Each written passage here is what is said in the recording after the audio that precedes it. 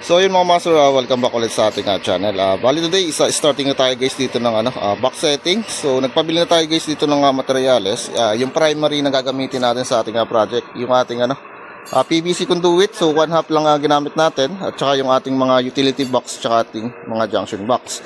So ito na guys yung binisita natin last time, yung ocular visit. So bali starting sila guys dito ng pagpoporma para sa slab. So ngayon sasabayan na natin sila para hindi tayo maiwan sa project natin. Okay, so ito yung loob natin. So maliit lang itong mga master, bali 30 square meter lang are. Yan. So mamaya papakita ko sa inyo mga master kung ano yung mga gagawin natin dito. Ayan. So yung mga master, bali ang magiging location ng ating panel. So dito na natin siya ilalagay sa may walling, sa may landing ng ating hagdanan. So bali sumuka tayo simula sa ating flooring, sa finish. So tataas tayo rito mga master ng 6 feet. So yun yung standard natin. Then yung ating magiging service entrance, so dito siya palulusot sa kabila. So are, yung bakal dyan, so dyan itutuhog kasi dito lalabas yung ating service trap. Okay. So yung panel natin ay are, so cotton yung brand natin. So bali ito yung bolt on type. Yan. So bali ang pinabili natin sa kliyente natin ay 1, 2, 3, 4, bali 8 branches kasama yung isang main. So bali siyam na breaker yung ating install. So regarding sa ating main, so 60 ampere yung ating ilalagay dito. Okay. So bali i-chipping ko muna mga master yung ating walling dito. Ayan. So i-chipping muna natin para once na nag-seg na rito, so tutuhugin natin yung mga PVC pataas. So kasal lang tayo ng akasa rito. Okay. So sukat muna tayo ng panel dito.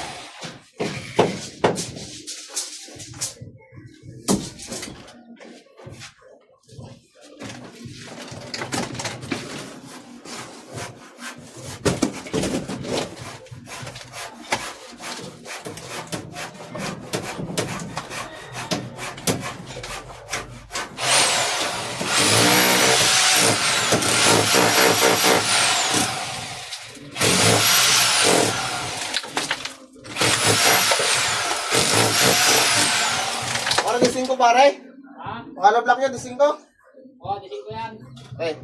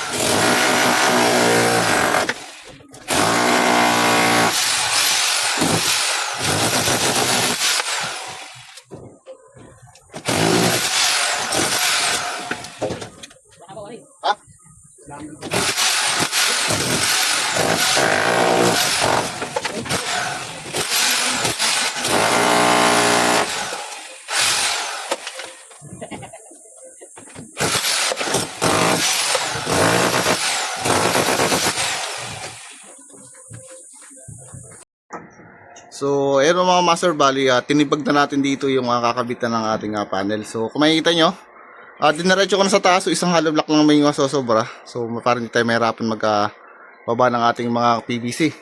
Then, hinulugan ko na rin siya itong mga master ng tansi sa layout ng ating plastering nila. Yan. So, hanggang dito sa baba. Then, paglagay ng ating panel dito, so, maglalagay tayo rito ng pako, kanto-kanto, dun sa kabilang tansi. Para pantay yung ating panel once na nagpalitada sila sa finish. Okay. So, ito yung panel natin. Bali, ay kakasan na natin to. So, bubuksan lang natin. Kasi tatanggalin natin yung cover niya. So, cotton ito mga master. Bali, bolt-on type yung gagamitin natin. Alasin nyo lang yung ating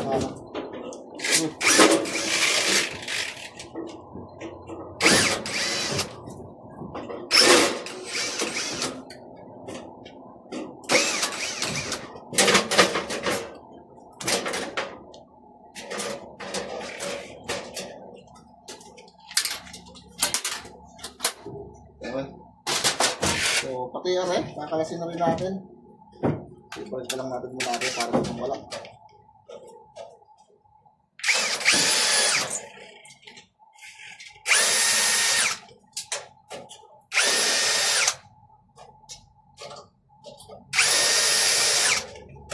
Yan ito, tulak mo lang. So, makita. Yan. So, langas na. So, ganun lang yung pagkalas natin.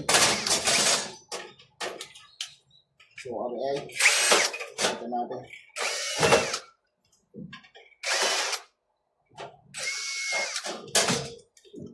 Ingatan natin itong mga screw na pag mawawala. So, ito guys yung itsura ng loob ng ating bolt-on na panel mga master. Ayan. So, ito yung medyo mas maganda to compare no sa ating plug-in type na breaker.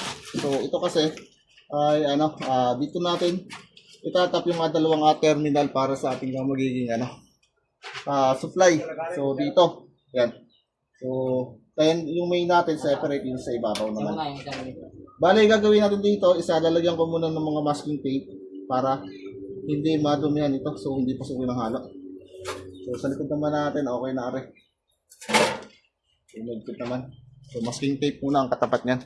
Balutan natin dito yung bus bar.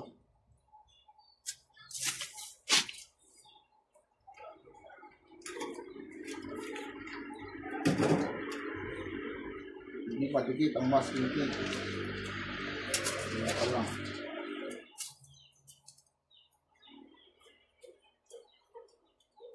Mga screw terminal, importante dito.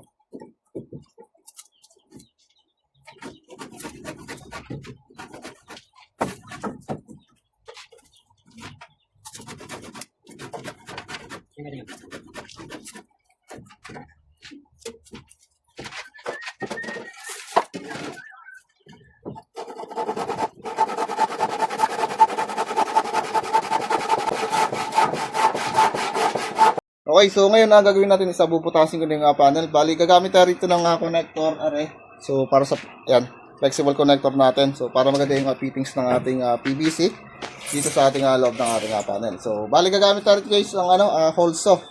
Metal hole saw na pambutas din sa ating panel. So, dito makita sa camera. So, 1/2 20 mm.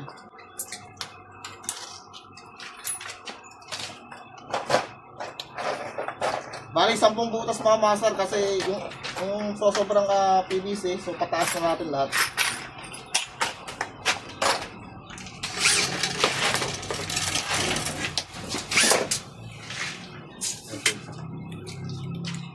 Okay.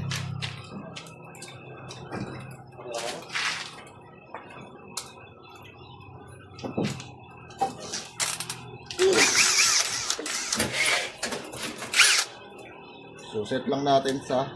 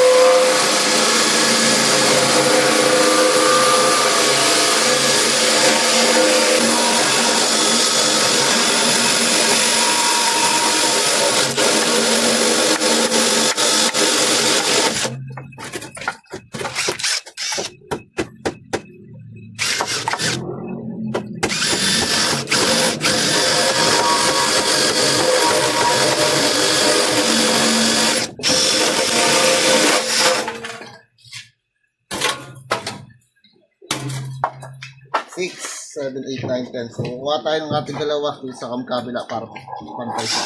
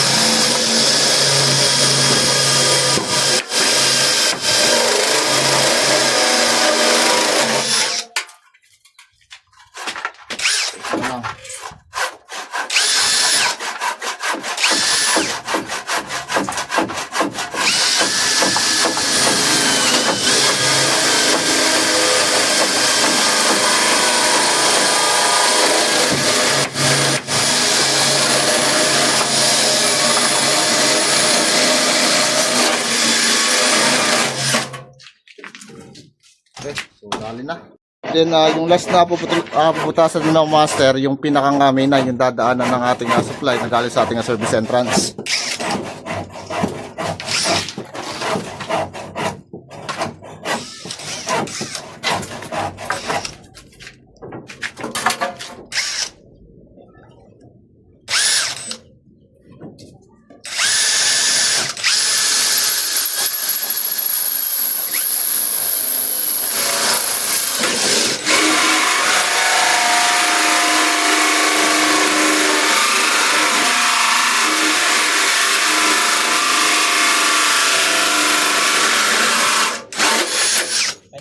Yan, so butas na yung sa ating service entrance.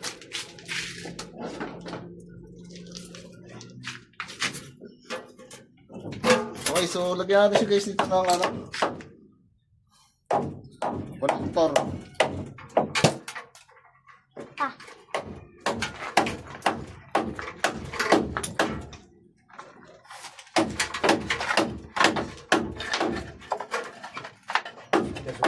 Paa mo.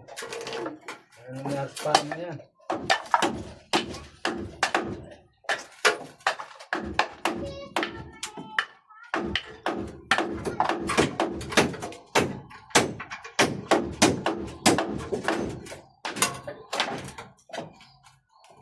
Yan.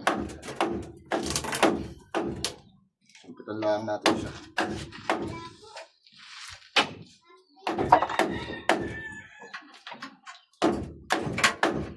So yung mga master, bali nalagay ko na rito yung ating connector. So ngayon itong panggitna natin para sa main, isa gagawa na lang tayo rito ng end bell.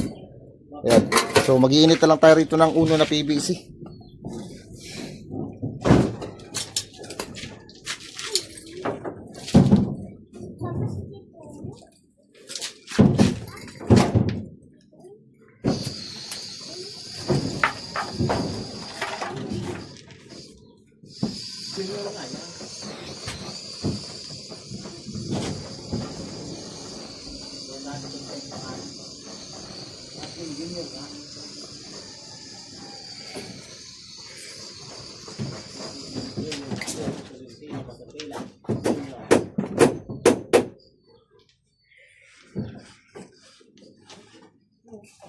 Yan, so hulmayin nyo lang mga master yung dulo para ito yung magiging lock natin dun sa dulo ng ating panel.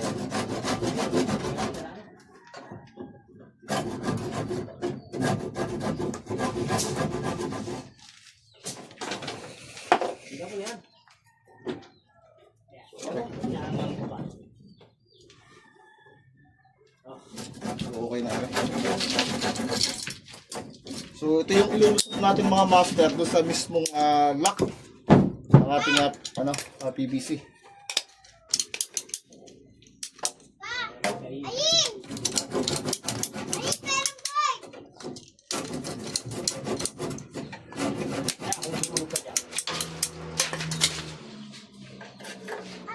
So,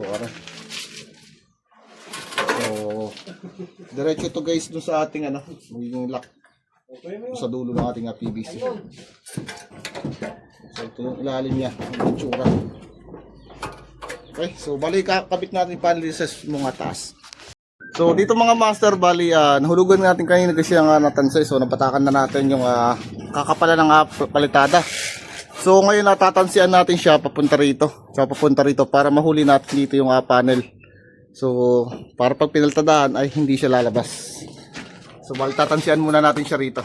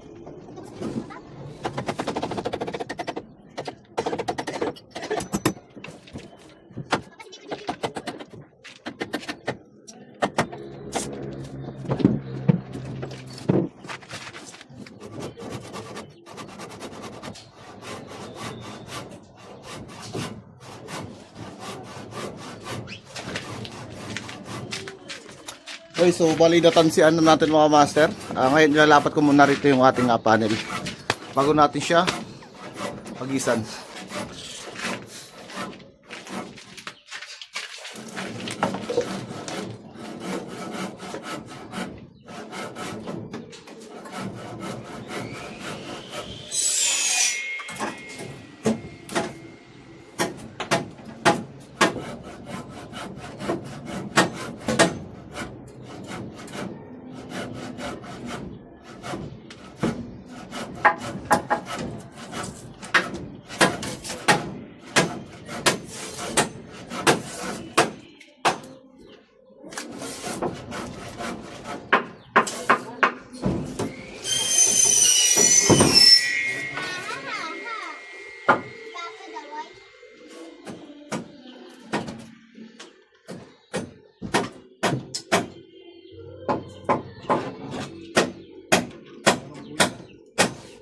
Ganyan mga master yung magiging lapat ng ating panel. So ngayon nahalo na tayo. Bali may prepare naman ako rito kanina.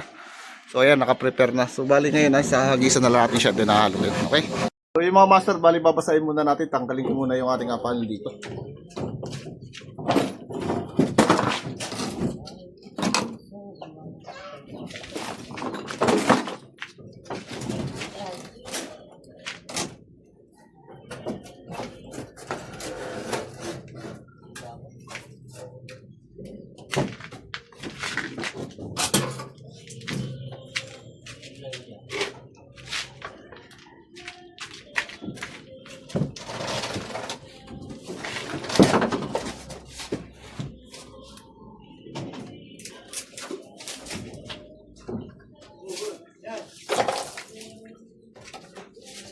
Natin yung panel.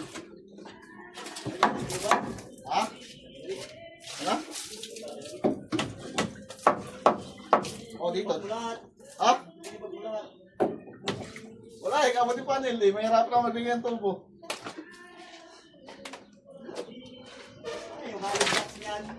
Ayun, wala namang gagawa.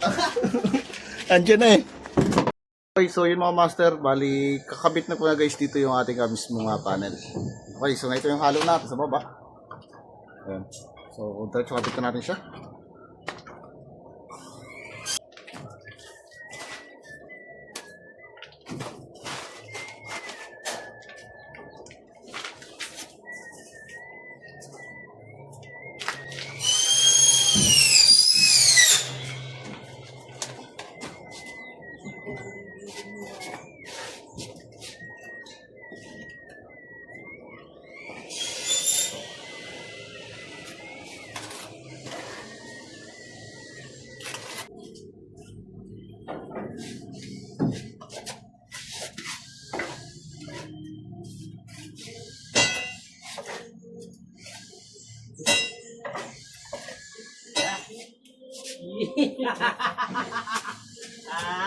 Kunyari ka lang pala tulog, ha?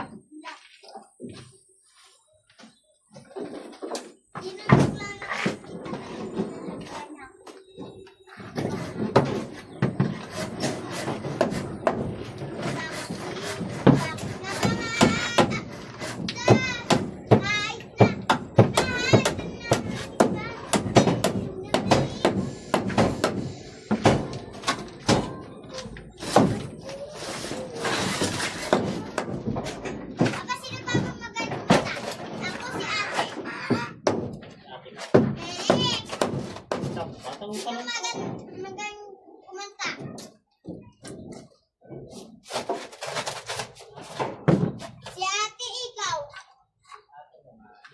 Sino magaling kumanta? Si mama, ikaw? Ako. Oh! Kaya si papa kumanta. Yeah.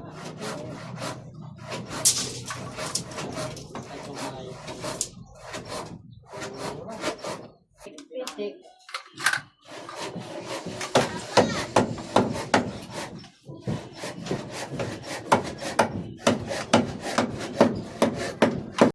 So yung mga master, bali tapos na natin ditong i-fix or i-layout yung ating panel. So okay na. Bali ito yan, ano na, bukas ay aabang ako na guys dito ng mga tubo. So dito guys siya lulusot sa mga bakal na to. So tinibag na natin siya diretso rito. Then dito po lalabas yung ating service letters sa mga poster dito sa kabila. Okay. So dito naman guys, bali yung ating plastering. Yan. So yung sobrang halo natin pinahid ko na rito. Bali hindi naman yan lalagpas sa tansi natin. So ito yung tansi natin, so makapal pa yung hahabulin. Ayan. So basta yung panel natin, so wag yung siyang papaltadahan talaga ng sagad. So kailangan na may lubog siya rito. Para once na piltadahan, so pantay na pantay yung ating panel dito. Okay, so yun lang, bali pinakita ko sa inyo kung paano mag-install ng ating panel dito at mag-layout. Okay, so by tomorrow, dire-diretso na yung ating pag-aabang dito ng PVC. Okay, so maraming salamat po.